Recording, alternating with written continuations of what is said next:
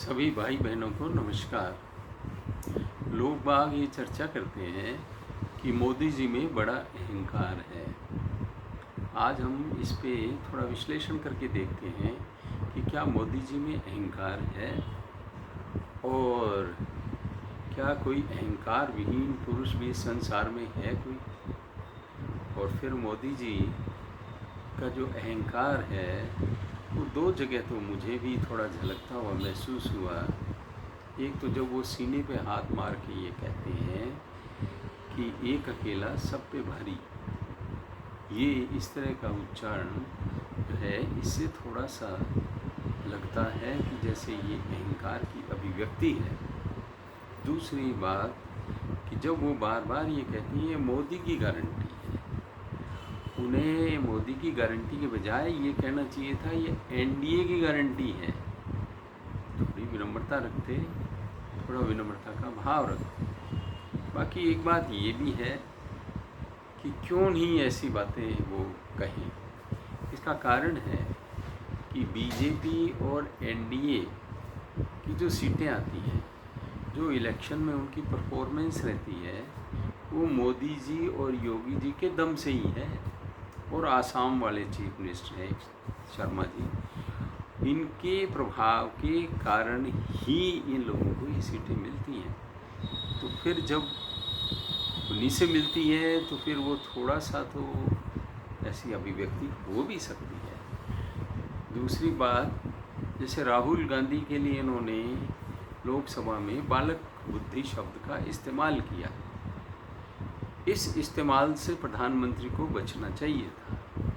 इनको बालक बुद्धि खुद को नहीं कहना चाहिए, कहने के लिए बहुत बड़ी फौज पड़ी है, बल्कि उसे मंदबुद्धि बालक भी कहा जा सकता है।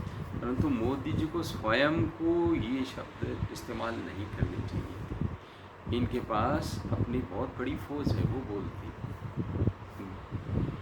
बालक बुद्धि के बजाय उसे मंद बुद्धि भी कहा जा सकता है, इसमें कोई संदेह नहीं है।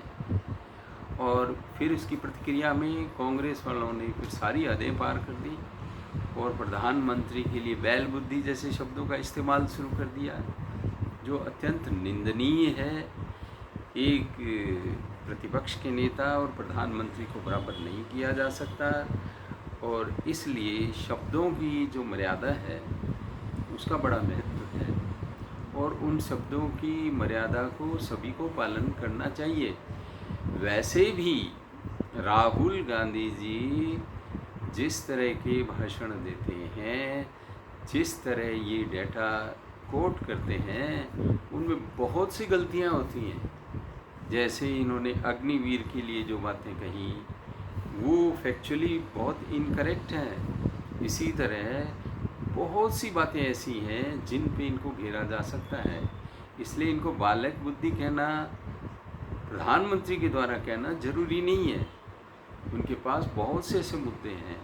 राहुल गांधी तो अपने समझ से घिरे ही पड़े हैं और उनके लिए ऐसे शब्दों का इस्तेमाल करना, उससे बचना चाहिए।